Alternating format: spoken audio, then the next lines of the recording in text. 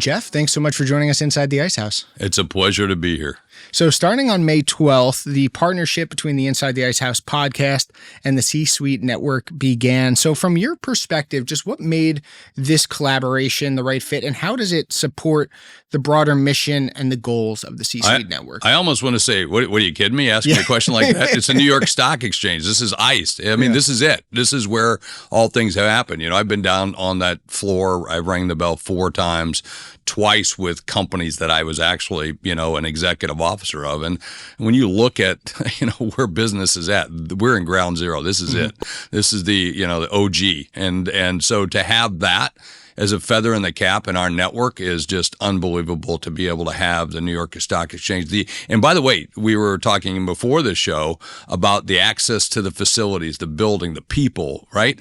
That puts anyone that's involved with our C-Suite network farther along and above anybody else. And that's what the C-Suite network's always been about. It's been a trusted relationship, trusted community, because I know that when I was the CMO of a, Fortune 100 company, New York Stock Exchange back in, a company that was formed in 1890s, that the power of having connections, at that level. And so that's what this is about. And to be able to bring the content that you have onto C-Suite Radio, C-Suite TV, and the access is it's phenomenal. And that's what we want to do at the C-Suite Network. Yeah, I mean, we're sitting right now in a 233-year-old institution that was formed right outside underneath a buttonwood tree. Yeah. And, you talk about the C-Suite Network, and that's sort of our genre that we aim to attract. We have C-Suite leaders from a variety of industries come on the podcast. We just named a few of the ones that are, before we started recording, talked about a few of the ones that are upcoming in episodes over the next couple of weeks. But as you just look at your broader media strategy, not just sustaining the success of the C-Suite Network, but obviously continuing to grow it, how does this partnership fit into what you're building and what you have built over the last, 12 or so years in the long term? Yeah, I want to use a phrase called riches in the niches. And that's where we're at. There's over 650,000 business podcasts in North America. 38% of them never made it to the 10th episode. 48% never made it to the first year. So that means over half of those podcasts have failed or not been able to sustain themselves. And then when you look at the broad reach of business itself, and let's say luxury and maybe even lifestyle for the people that serve in what I would call the C-Suite. And what I mean by C-Suite, that's a VP or above at any size company. Whether you're on Wall Street or whether you're on Main Street in Sioux Falls, South Dakota, where I'm at, you're still in the C-Suite. And you need a variety of information. You need a great amount of content, and you need it when you need it. And so that's what we're building, is we're building on a network of thousands of podcasts that you can trust, hundreds of TV shows, maybe someday thousands of TV shows, I would hope, because as you know, the podcast means what? Exactly. Audio. What was video. Once just audio is now both audio and video. Who knows what it's going to be in the future? Exactly. So, there's some definitions you have to deal, but you got what I'm talking about, and that is riches in the niches. Be able to find deep information and find the kind of stuff that you need to make the kinds of decisions that you need to make in your business, because, one wrong move could put you on the floor, and we don't want that to happen. We want business to thrive, especially here in the United States. We're a system of free enterprise, and this is a great place to be able to park your money, have it available, and grow your business, and of course, open markets. And so people need all kinds of information, and we're there to help that. And, we haven't been getting that from, what I would say the traditional broadcast. Now I'm there. I was there, I was, on Bloomberg. I had my own show. I've been on, a judge on Celebrity Apprentice at NBC and done numerous other shows.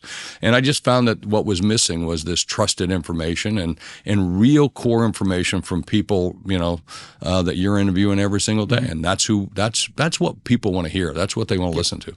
So when it just comes to partnerships more broadly, not just the one that we've created, but just partnerships as a whole, obviously we all have the usual metrics of success, but for the C-Suite Network and what you and your team have built, how do you define success? Is it purely numbers driven, or are there intangibles that come along with it? A lot of people come to me and say, what's a good podcast? I said, those that pay, those that, but really, truly, it's about mutual conditions of satisfaction. Yeah. I mean, when you enter into a partnership, that's what you have to have. I have to sit down with Joe and your team and go, what is it you want, right?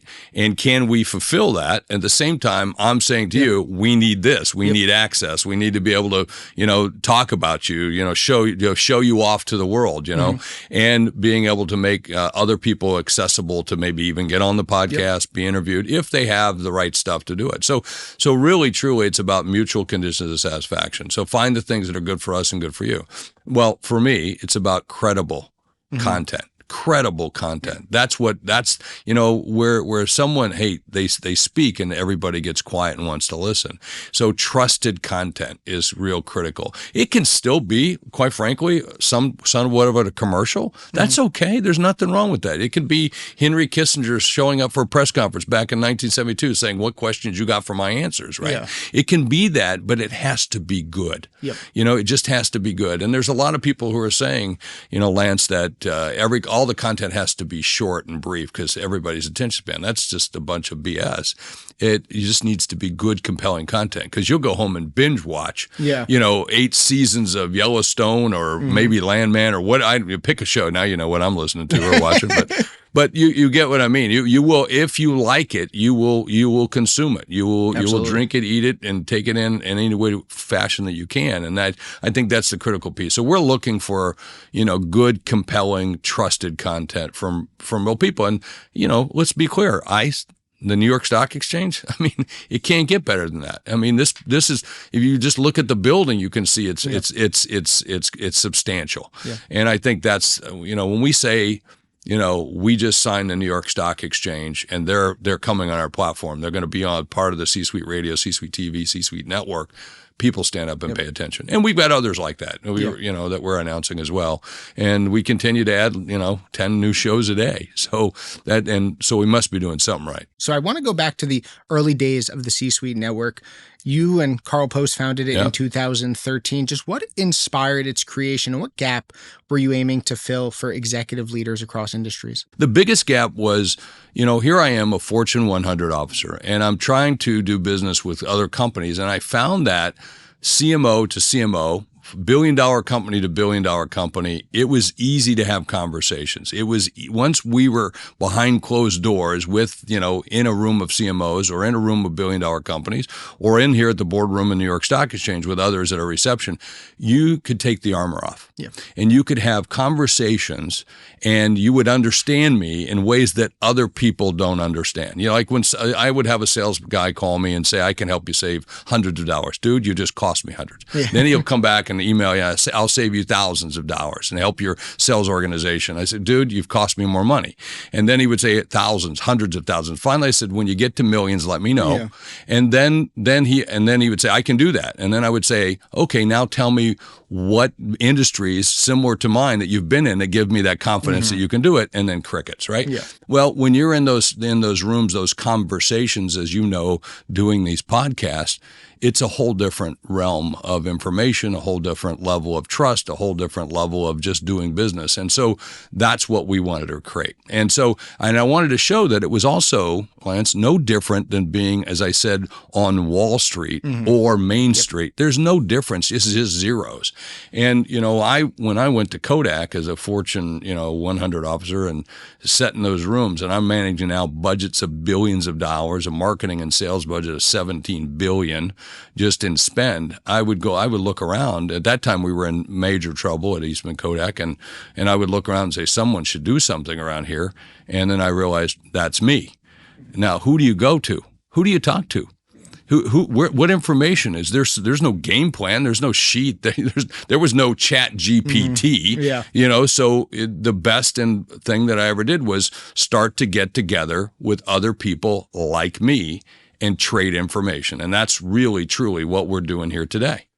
And media consumption, right, over these last 12 years since 2013, you mentioned it, right? Everyone's saying short form, because the attention span is a lot shorter than what it once was. But media consumption and leadership expectations too have shifted dramatically just over the last decade, over the last year, much less the last decade. Well, COVID caused a lot of it, right? We have to say COVID did but digital. At the same time, we're doing this digital thing. But days became weeks, weeks became months, months became years, and that's what we're in. We're in this fast pace. No, so if you miss a 10-minute news cycle, you might miss something that could materially change your company. So that's where you're at in this time. So it's it's not over yet. I mean, we're going to have millions of podcasts, millions and millions, and then we're going to see millions of TV shows, and then, quite frankly, millions of channels. Yeah. People don't even know what it's going to be like, and it's going to get from the days of, let's go way back to Happy Days. All right, you probably don't even know that, That's Lance. before my time. I got That's it. So before my don't time. even get me mad right now. I'll get upset. But years ago, the Happy Days for 10 years on ABC was the number one show. The number one show. Okay? And when they had their finale and on ABC on Happy Days, 80 million people turned in to watch that show. Then you go back 2 years ago to the biggest show on television, Big Bang. Now, you've got to have heard of Big Bang. Yep. Okay. Yep. So 10 years, that show was number one. When it had its finale, and we're talking about a population that is double what it was in the United States, only 18 million people watched that show that night. That tells you the choices have changed, the game has changed, and you better get ready for it. Right? And now most information is being consumed on a telephone, right? On a phone, which is now the most personal device there is in the history of the world. In fact, you know where your children are more than you know where that phone is, quite frankly. If you lose your kids and your phone in the mall at the same time, which one will you go looking for first, you know? So, and that, I'm not saying you personally, because I know how connected you are to your child, but it's changed. Yeah. And so now we're seeing information being listened to more on a watch than on a screen. Yeah. Holy moly. Game has changed. You better get with this, and you better understand it, and you better understand how to get into that game, how to get into that mix. And how has the C-suite network evolved? Because again, the desires of C-suite executives, the desires of those who consume media in 2013 are a lot different, or were a lot different than they are now in 2025. So how has the network had to change over the course of the last 10 years? I'm sure the list is incredible. Well, but if you can narrow it down, how have those changes come over the last 12 years to adapt to everything that you just mentioned? You just said the key word, adapt. I thought it would be this, and it turned out to be something totally different, right? So we started with television. We really, truly thought that was where we wanted to be, and we were on the cutting edge, which means we were on the bleeding edge, and we lost millions of dollars putting it together. Then 2015, boom, I had an opportunity with podcast. And I did the podcast thing. And I was actually doing it for a competing network with CBS, was doing it with CBS Radio, and took over the business side of that. And then we brought that over to us. That created C-Suite Radio. And podcast, you got to think about this, was the only first all digital media. Yep. All right. So the infrastructure was built for it, as opposed to TV, where you had this video thing going on, and you're trying to shove it into a digital receptacle, right? And with an ad system and then an ecosystem that didn't support it because it was done this way for decades. Yep. All right. So podcast helped that and really changed the way that we looked at it. So we pivoted and stopped pushing on the TV side. Let's get over here to the audio side. Let's go play that game and let's make that happen. And of course, our success now, over 500 shows and adding shows every day. And so that became the critical piece. So adapt. Yeah. Adapt. And so we started to adapt very quickly. And my advice to anyone that's building content, anyone that's marketing, is go where the people are. Right? Go where the people are, and don't build things where people live in a desert. Go to where the people are. And so that's what you have to do. So whether it's like, mostly let's take podcasts, it's in, there's 1,900 engines out there that you can go and listen on. Most people think, oh, just one or two. No. And now video, where video game was YouTube. Well, no, there's a couple of companies that are really starting to do it. And now you're going to have digital TV at a local level with digital rabbit ears that most people don't even know what I'm talking about, that's coming, and we're getting prepared for that because it's going to change. Again, thousands to tens of thousands to other kinds of places to go put that content, and you have to be ready for it. And, we talked about how podcasts, we said this before, right? Podcasts, you think only audio, but now podcasts, even getting into video. You get a NYC listed company like Spotify, for example. Exactly. They're a podcast company. You think of Spotify, you think of podcasts, but they are diving full steam into video. And we're one of their beta partners. We're one of their biggest partners, and so we're doing that. And So we're doing that, and Spotify's going to go head to head with YouTube. Yeah. So, but we're going to be the business arm of that, and that's what we're trying to do. We're trying to bring business content. So where people want to demand and aggregate content, we're there. We're pulling that together and pulling the best of that content so that we can feed it up through these engines. And when you turn it on and you listen or you watch, it's there. But at the same time, you have to go out and educate all of these people who are creating this content, because let's take, for instance, television. Television runs in a 24-minute or 48-minute cycle. 2 minutes commercials, 8 minutes content, 2 minutes commercials, 8 repeats. And most people say, well, you do a half-hour show. If you do a half-hour show, you'll never make television. You'll never make broadcast. And then think of all the digital engines that are out there. There's a lot of digital engines out there for streaming, fast, SVOD, whatever. And then you have to feed those streaming engines, and they run on the same time frames. So if you've got a podcast that you want to step and repeat, now a podcast being audio, now video, because if you're doing audio, we would tell you to go do the video. And then you have to be able to hit those formats. So then it becomes some education or some extra cost if you want to spend that extra cost. But you can make great television shows. And then, quite frankly, COVID opened up a great opportunity for video, because now when you watch, let's say some of the major networks, CNN, Fox, CNBC, whatever, you name them, you can basically phone an interview on Zoom. Yeah. If you got a good background, good quality, we got great connections, good sound. Sound's probably the most important, right? And then, but even if you watch CNN in the morning or the midday, there's one person on stage interviewing people on a TV screen. Yeah. So that's what you can do, and you can do that for literally a few $1,000s. It doesn't cost you much, and so the barriers to entry have now come down. So if you're a company, you want to be a media company. Absolutely. Yeah. So before launching the C-Suite Network, and you mentioned it a few times, you spent time in the C-Suite yourself. As an example, you did spend time as CMO of NYC-listed Eastman Kodak. Yeah. You've also contributed and hosted for Bloomberg, spent time on boards helping companies progress and grow. Just how have these diverse experiences influenced your decision-making and shaped the growth of the C-Suite Network over the last 12 years? Well, the biggest thing is I can speak to what the big companies are thinking or saying. I can remember when MSNBC tried to get me to come on and do a thing for them to talk about another company while I was the CMO of another company. And I go, no, I know that's not a good thing to do. And I talked to the president of the network saying, if I come on and talk about that company, who's not a competitor, totally different industry, at that time it was Toyota, I said, and you want me to comment about what's happening in that C-suite? The second something happens to Eastman Kodak, guess what they're going to do, right? That opens up a can of worms. Now, once you get away from that, well, I can speak to that. So that experience has been invaluable in terms of saying what that is. What are boardrooms thinking about right now? What are C-suites thinking about? What is that CEO? What is he doing to put somebody in harm's way? Stop it. Stop this, the hemorrhaging, or stop this. And, the job of a C-suite executive is not to be this, smartest person in the room, because I can quite frankly tell you that's not going to be the case. I've seen a lot of dumb people there, and myself included, right? And our job is to be the most strategic. Sure. And so it's great to be able to have that experience so that I can say, here's some of the strategy that's going on. Because a lot of people think you can come and be the CEO of the company and turn everything around. No way. That's not the case. No, nope. Especially if you got 185,000 employees. There's and you're in a company that's changing an industry that needs a change. I can't tell you the numbers of captains of no inside of a company who are way down in the food chain, who can stop everything at a moment's notice. So, you need to have some of that experience. Yeah. So, I bought and sold a couple hundred companies, $25 billion in transactions, serve on 12 boards today, 4 of them publicly traded companies. That helps a great deal to be able to sit and you can say, hey, I've seen this before. And or a couple of times being even sitting in boardrooms and saying, hey, have you thought about this? And saved the company millions, or saved us hundreds of thousands of dollars, or kept us out of trouble. Yeah.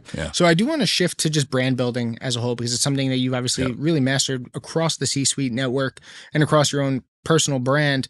For today's C-suite executives, just how important is it to be visible brand ambassadors and cultivate that strong personal brand just as you've done? I love that. I'm out doing a whole road show right now called Go Big, which is all around doing your own show. And I say, sell you, sell the business. Sell the business, sell you.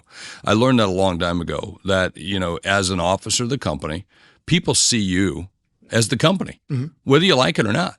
and whether the company likes it or not. So you better make sure your values and brands are aligned. And when I say brands, a brand is nothing but a promise delivered. And your job is to help deliver on that brand promise. And usually that is the CEO, and obviously in conjunction with the CMO, but it's everybody in that C-suite is responsible for delivering on the promise of the company.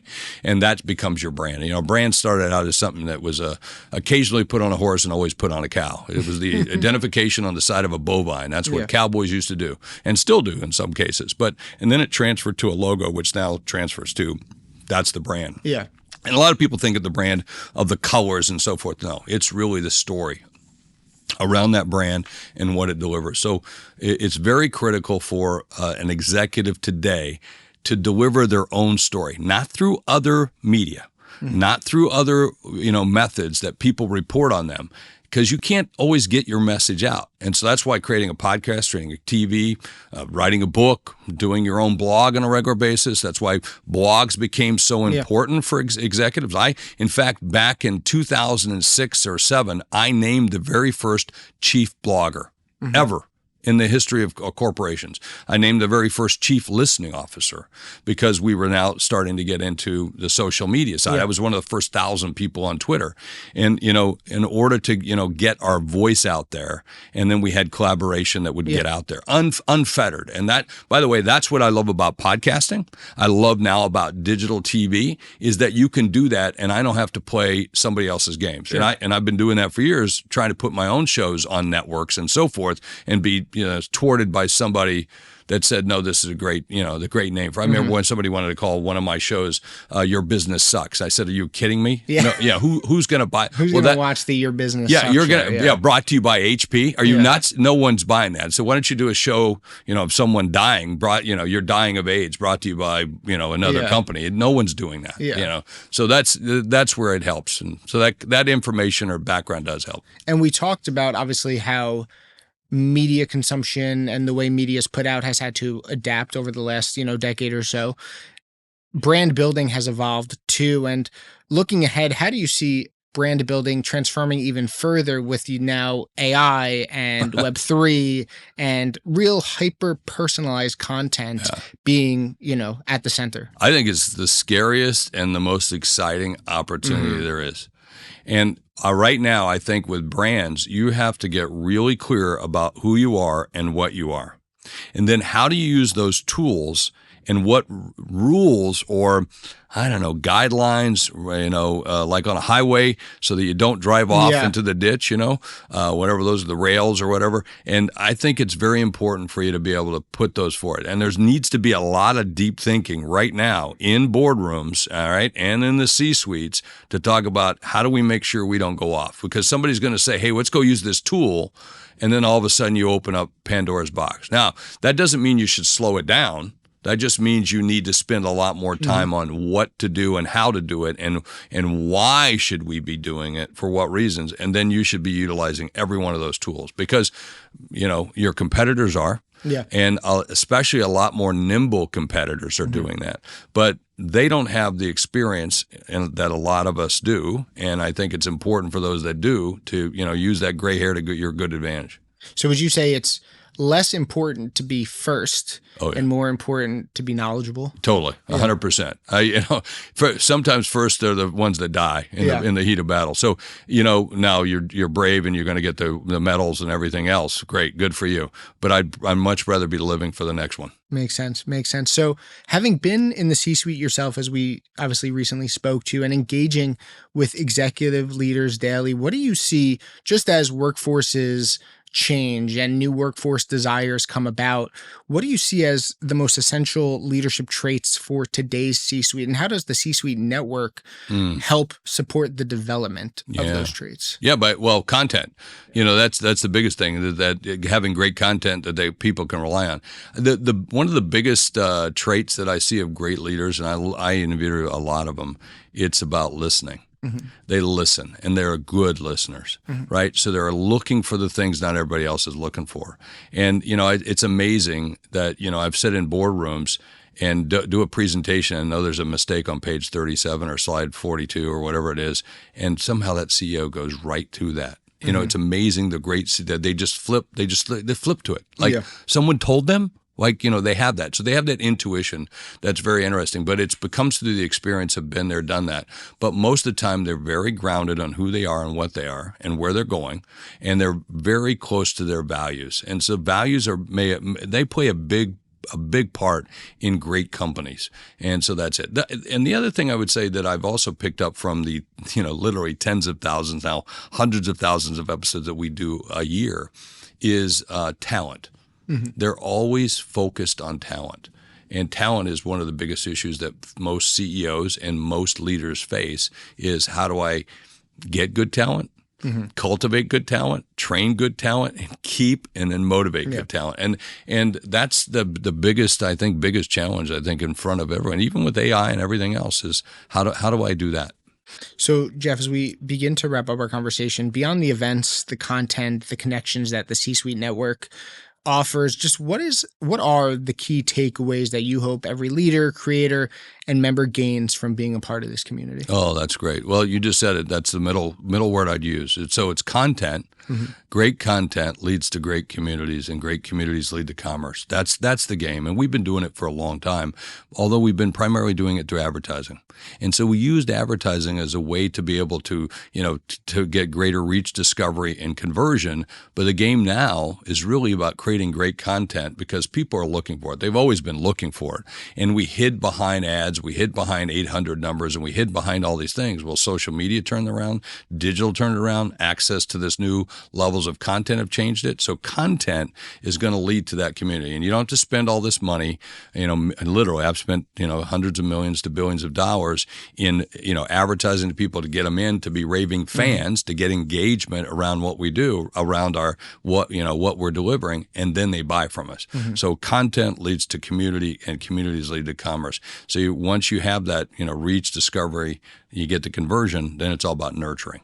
And that's what I would say that's what we're doing in the C-suite. So as you and your team look ahead, how are you shaping the next 5, the next decade, the next 15 years to ensure continued growth and success for the C-Suite Network? Content. Yeah. I can't tell you. I mean, that's every minute of my day is focused on how can I get more people into the funnel? How can I get more people converted? And how can I get more people started? Whether it's a do it yourself model, do it with you, or do it for you. That's what we're looking for. And then where can I go take that content and put it to as many places as possible and not be dependent on what I think it should be or what you think it should go here or here, but where they want it. And that's that. I spend every minute of my day around that. Well, Jeff, I'm so glad this partnership is off and running. We look forward to its future. Thanks so much for joining us inside the Ice House. We are honored. Absolutely. Thank you. Thank you.